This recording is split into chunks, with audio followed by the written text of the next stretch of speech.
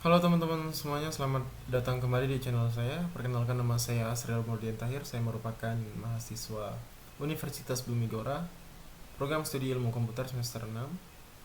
Pada video kali ini, kembali lagi kita akan melanjutkan video sebelumnya mengenai project data mining, penerapan smooth pada data imbalance untuk klasifikasi penderita stroke dengan metode random forest.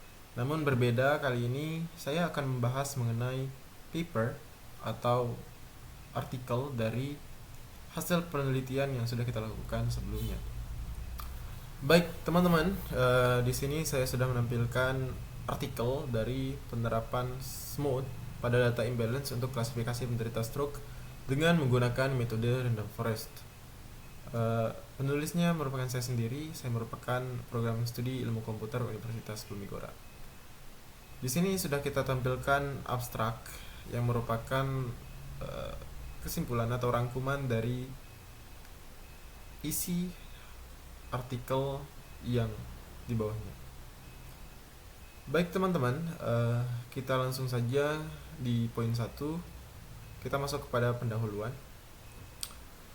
Klasifikasi penderita stroke merupakan salah satu tantangan penting dalam bidang analisis data medis. Salah satu kendala utama dalam melakukan klasifikasi yang akurat adalah adanya ketidakseimbangan data, yang mana jumlah sampel stroke yang mungkin terbatas dibandingkan dengan jumlah sampel non-stroke. Hal ini bukan hanya terjadi pada stroke, namun hal ini juga terjadi pada klasifikasi maupun prediksi dengan menggunakan dataset yang lain. Rentan kita temukan bahwa banyak dataset yang mengalami tidak seimbang, misalkan data diabetes, penderita diabetes yang kurang dibandingkan dengan data orang yang tidak menderita penyakit diabetes. Begitu juga dengan penyakit stroke. Di sini nantinya pada halaman berikutnya akan kita tampilkan bagaimana penyebaran data sebelum melakukan smooth dan sesudah melakukan smooth. Baik teman-teman, smooth adalah teknik oversampling yang mana menghasilkan sampel sintetis pada kelas minoritas, yaitu stroke, yang pada kasus kali ini merupakan kelas minoritasnya, yaitu yang menderita penyakit stroke, dengan menggunakan interpolasi antar sampel-sampel yang ada.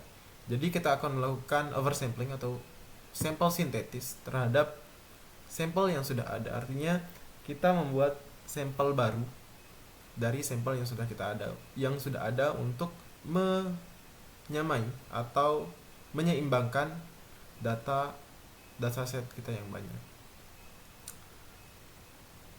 Nah, dengan menerapkan smooth, jumlah sampel stroke dapat ditingkatkan sehingga mendekati jumlah sampel non-stroke, sehingga menghasilkan dataset yang lebih seimbang.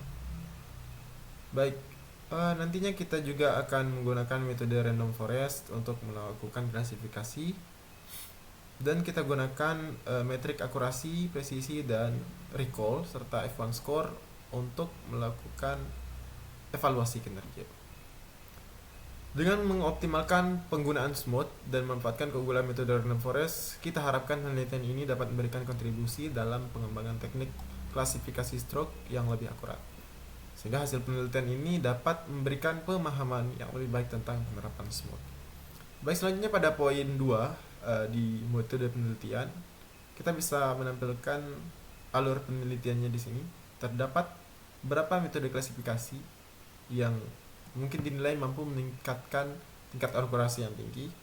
Namun pada penelitian ini penulis melakukan pengujian menggunakan metode random forest, yang mana merupakan salah satu metode klasifikasi yang dinilai memiliki akurasi yang tinggi serta kecepatan dan keandalan yang baik. Di sini kita bisa lihat pada gambar 1 untuk alur penelitiannya. Di sini alur yang pertama yaitu pengumpulan data, kemudian implementasi, selanjutnya pengujian, serta yang terakhir yaitu penarikan kesimpulan. Ini merupakan metode penelitian gitu. Selanjutnya pada poin 2.1 yaitu proses pengumpulan data. Di sini kita bisa lihat data yang kita gunakan memiliki 12 fitur, yang mana 11-nya nantinya kita akan gunakan sebagai fitur input dan satunya kita gunakan sebagai fitur output atau label. Di sini ada fitur ID, gender, age, hypertension, heart disease, ever married, work type, residence type, average glucose level, BMI, smoking status, dan yang terakhir kita gunakan stroke nantinya sebagai label untuk klasifikasinya.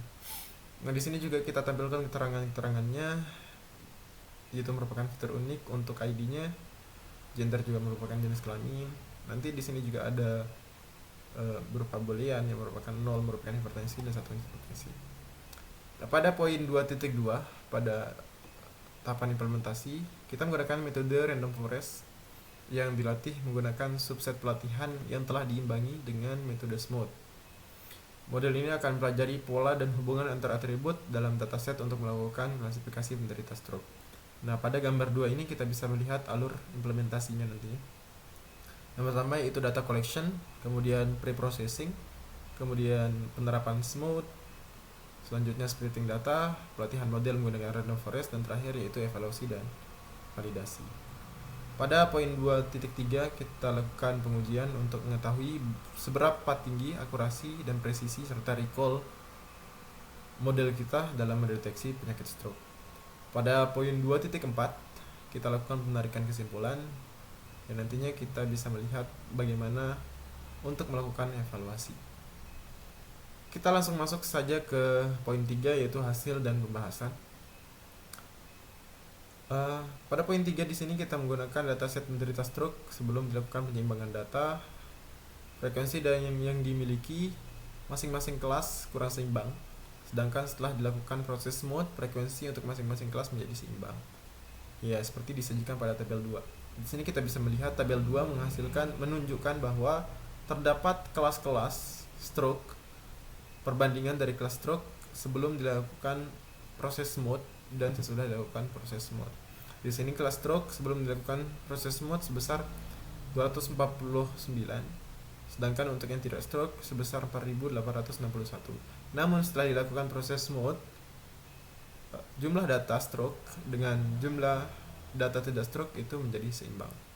Tidak ada ketimpangan atau ketidakseimbangan daripada data. Kemudian pada poin 3.1 pada tahapan pengumpulan dataset penderita stroke yang kita gunakan untuk melakukan eksperimen dalam penelitian ini menggunakan dataset yang terbuka untuk publik, yang berasal dari Kaggle dataset, yang mana teman-teman bisa akses melalui link ini. Kalau teman-teman ingin melihat bagaimana di mana tempat mencari datanya, teman-teman bisa saja klik link ini. Nanti akan diarahkan untuk mencari datasetnya. Di sini teman-teman kalau ingin mendownload bisa klik label download ini. Ini merupakan diagram untuk penyebaran datanya. Baik, selanjutnya kita lihat pada tabel 3. Pada tabel 3 di sini kita bisa melihat bagaimana tampilan daripada data yang kita miliki. Di sini terdapat 12 fitur atau atribut yang mana menampilkan 5 data teratas dari data yang kita miliki.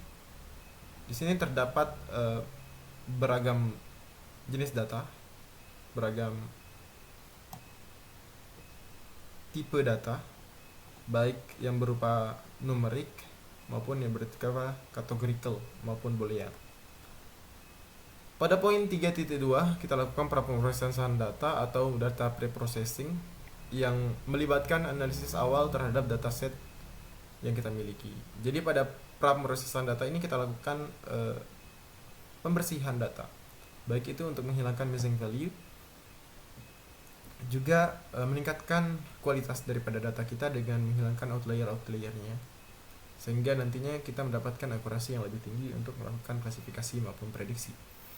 Pada tabel 4 menampilkan hasil dari pembersihan data yang sudah dihilangkan fitur yang kurang berkontribusi terhadap nilai klasifikasi, baik dari missing value atau nilai 0, dan mengubah nilai yang merupakan nilai kategori menjadi nilai numerik.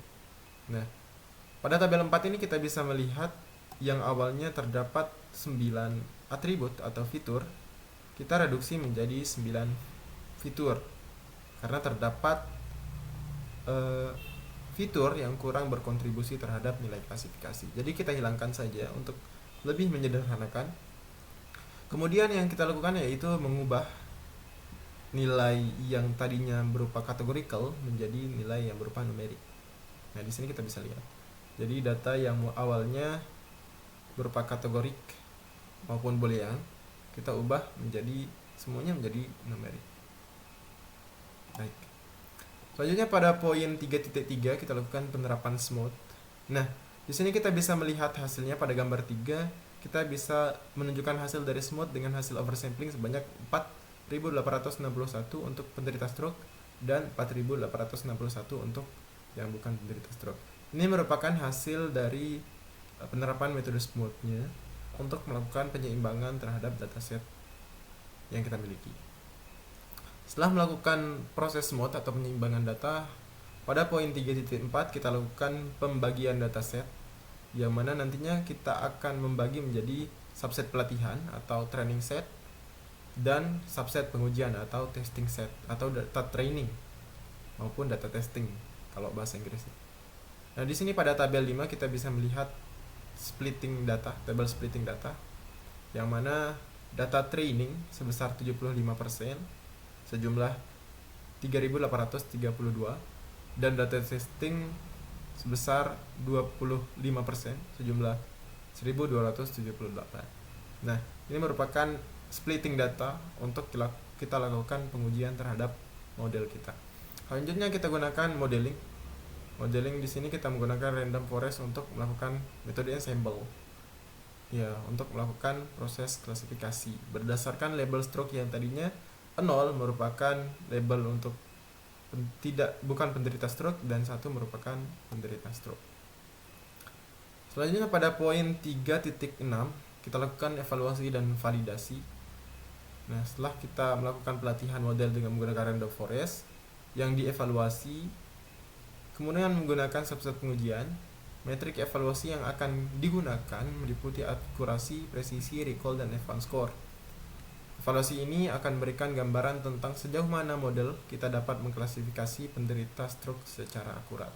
Nah, kita bisa melihat nantinya pada gambar 4 di sini kita bisa lihat bagaimana tampilan daripada metrik akurasi kita. Baik, di sini kita mendapatkan rumus. Adapun rumus yang kita gunakan untuk mengukur kinerja adalah recall sebesar ini dan presisi, advance score, dan akurasinya. Kalau kita mau menghitung, kita bisa menghitungnya juga untuk recall, presisi, dan akurasinya. Namun kita sudah disediakan di library kita untuk menghitungnya secara otomatis.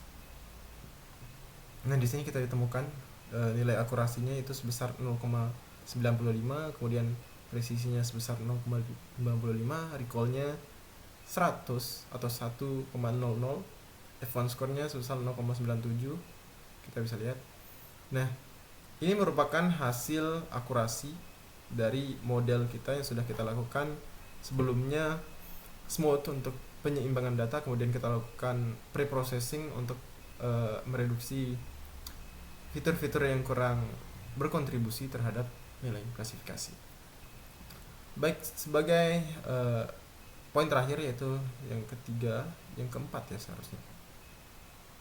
Iya, yang keempat. Sini kita melakukan kesimpulan. Penerapan smooth pada data imbalance untuk klasifikasi penderita stroke dengan metode random forest dapat membantu mengatasi masalah ketidakseimbangan data. Dengan melakukan oversampling pada kelas minoritas menggunakan smooth, jumlah sampel dari kelas tersebut dapat ditingkatkan sehingga model klasifikasi dapat mempelajari pola-pola yang ada dengan lebih baik. Metode random forest juga memberikan keunggulan dalam mengatasi overfitting. Nah, di sini overfitting. Jadi metode smooth itu bisa kita gunakan untuk mengatasi overfitting yang biasa kita jumpai dalam menganalisis maupun melakukan prediksi. Dan memberikan prediksi yang lebih stabil. Dengan menggabungkan kedua teknik ini, hasil penelitian menunjukkan bahwa teknik smooth atau synthetic minority oversampling teknik mampu mengatasi masalah overfitting. Dengan menghasilkan model yang fit dan stabil, ukuran kinerja random forest classifier juga menunjukkan peningkatan pada semua indikator penilaian, mulai dengan skor akurasi sebesar 95%, presisi sebesar 95%, recall 100%, dan F1 skornya sebesar 97%. Penelitian ini memperlihatkan bahwa dalam menentukan classifier menggunakan machine learning seperti random forest diharapkan dapat meningkatkan akurasi dan performa klasifikasi penderita stroke secara keseluruhan. Artinya di sini kita bisa simpulkan bahwa tingkat akurasi, presisi, recall maupun F1 score dari hasil penelitian kita itu sebesar di atas 90%, yang mana kita bisa simpulkan bahwa model kita bisa dikatakan cukup akurat dan cukup baik. Ini adalah daftar pustaka atau referensi yang kita gunakan. Ya, mungkin itu saja dari saya penjelasan mengenai paper atau artikel dari penerapan SMOTE pada data imbalance untuk klasifikasi penderita stroke dengan menggunakan metode random forest. Saya Sri Mudian Tahir, saya ucapkan banyak terima kasih. Terima kasih juga untuk yang setia menonton. Assalamualaikum warahmatullahi wabarakatuh.